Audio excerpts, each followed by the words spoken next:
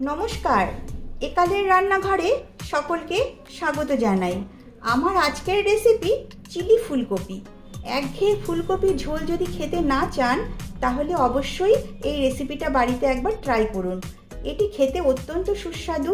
ভাত, রুটি, নান, fried rice এই সব কিছুর সঙ্গেই চিলি ফুলকপি খেতে অসাধারণ লাগে। তাহলে রেসিপিটি শুরু করা যাক। আর আমার এই রেসিপিটি যদি ভালো লাগে তাহলে একটা লাইক করবেন আর আমার চ্যানেলটিকে সাবস্ক্রাইব করবেন। চিলি ফুলকপি করবার জন্য এখানে একটা ফুলকপি নিয়েছি। এই ফুলকপিটাকে কেটে ধুয়ে পরিষ্কার করে নিয়েছি আর এই ফুলকপিটাকে এরকম ছোট ছোট টুকরো করে কেটে নিয়েছি। এবারে এই ফুলকপিগুলোকে ভাপিয়ে নেব। এদিকে গ্যাসে একটা পাত্র বসিয়ে দিয়েছি এবং এতে পরিমাণ মতো জল দিয়েছি। জলটা ভালো করে গরম হয়ে গেছে। এবারে এতে ফুলকপিগুলো দিয়ে দিচ্ছি আর দিচ্ছি হাফ চামচ লবণ। এই ফুলকপিগুলোকে সেদ্ধ করব না, জাস্ট 2 মিনিট একটু ভাপিয়ে নেব। ফুলকপিগুলোকে ভাপিয়ে নিয়েছি, এবারে জল থেকে তুলে নিচ্ছি।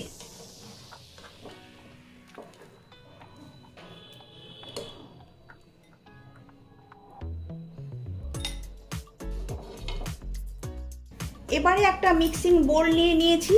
এবার এতে নিয়ে নিচ্ছি 2 চামচ ময়দা, দিচ্ছি 2 চামচ কর্নফ্লাওয়ার,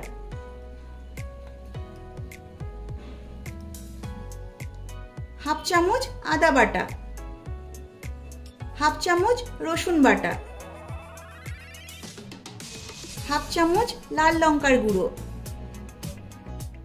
হাফ চামচ গোলমরিচ পাউডার, দিচ্ছি স্বাদ মতো লবণ। এবারে সমস্ত উপকরণগুলো ভালোভাবে মিশিয়ে নিচ্ছি। এবারে অল্প অল্প জল দিয়ে একটা ঘন ব্যাটার তৈরি করব।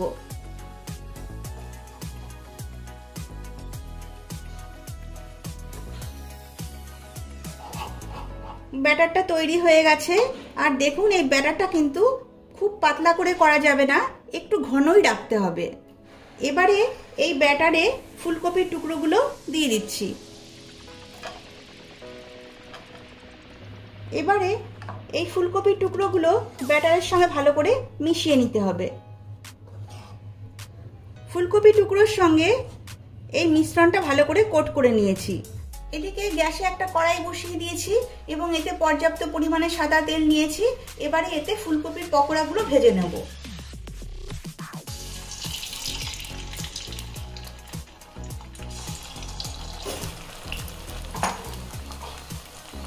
এবার এগুলো সোনালী কালার করে ভেজে নেব। পকোড়াগুলো ভাজবার সময় গ্যাসের ফ্লেমটা অবশ্যই লো টু মিডিয়াম করে রাখবেন। দেখুন, পকোড়াগুলো ভাজা হয়ে গেছে, একটা সোনালী কালার ধরেছে। এবারে এই পকোড়াগুলো তুলে নিচ্ছি।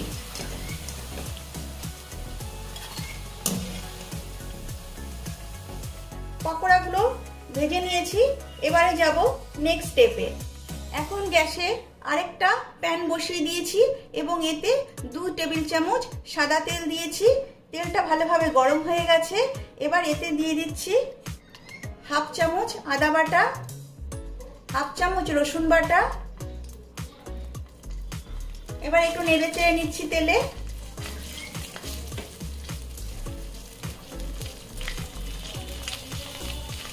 আদা রসুনটা কিছুক্ষণ তেলে ভেজে নিয়েছি। এবারে দিয়ে দিচ্ছি ক্যাপসিকাম আর পেঁয়াজ। এখানে একটা ক্যাপসিকাম চৌকো করে কেটে নিয়েছি আর একটা পেঁয়াজ চৌকো করে কেটে নিয়েছি। এবার এই পেঁয়াজ আর ক্যাপসিকাম দিয়ে দিচ্ছি, দিয়ে একটু নেড়ে চেড়ে নিচ্ছি। 2 মিনিট এই পেঁয়াজ আর ক্যাপসিকামটা একটু ভেজে নেব। 2 মিনিটের মতো পেঁয়াজ আর ক্যাপসিকামটাকে একটু ভেজে নিয়েছি। এগুলোকে বেশি ভাজবার দরকার নেই, হালকা ভেজে নিলেই হবে। এবারে এতে দিচ্ছি 2 চামচ টমেটো কেচাপ, দিচ্ছি 2 চামচ রেড চিলি সস, দিচ্ছি 1 চামচ গ্রিন চিলি সস,